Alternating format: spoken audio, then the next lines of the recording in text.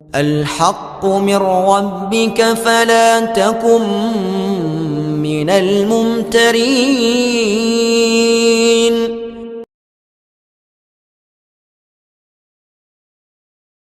Dukun dakwah Al-Haqqu TV, pembangunan asrama, panti asuhan dan pondok pesantren Al-Haqqu, serta pembangunan Masjid Islamic Center Al-Haqqu. Salurkan donasi Anda melalui Bank Syariah Indonesia dengan nomor rekening 7726170370 dengan kode bank 451 atas nama Muhammad Rais, pengasuh panti asuhan dan pondok pesantren Al-Haqqu.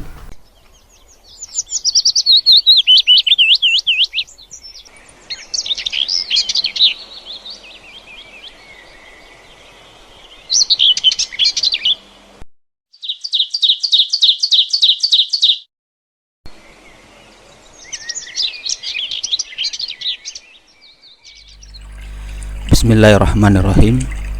Assalamualaikum warahmatullahi wabarakatuh. Alhamdulillahi rabbil alamin.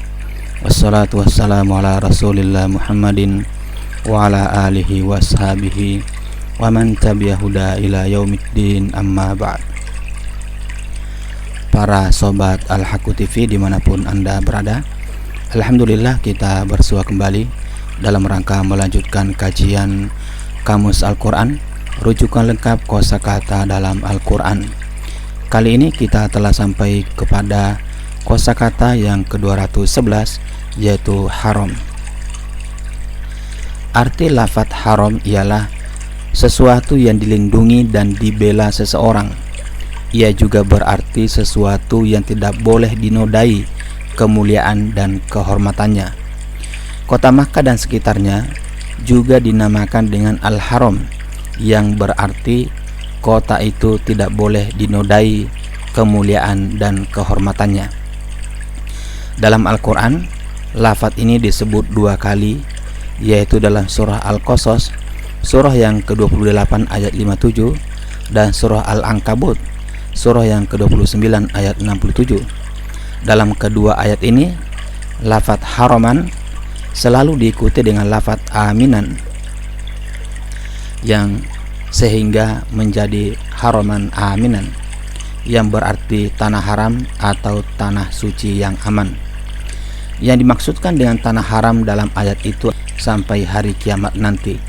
Rasulullah SAW berkata, sesungguhnya negeri ini adalah negeri yang Allah jadikan kawasan haram sejak Allah menjadikan langit dan bumi.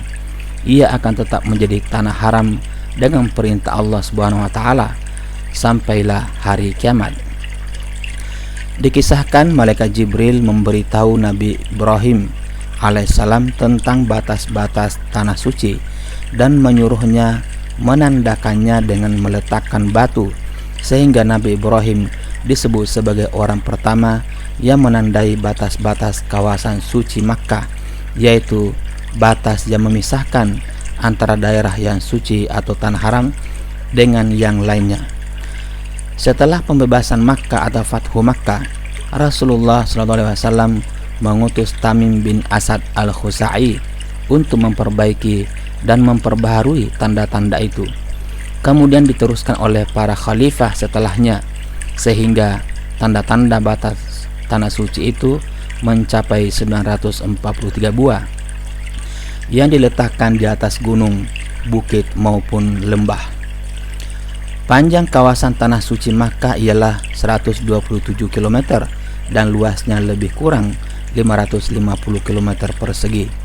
Jadwal di bawah ini menerangkan jarak antara Al-Masjidil Haram dengan sebagian batas-batas suci, dengan sebagian batas-batas tanah suci.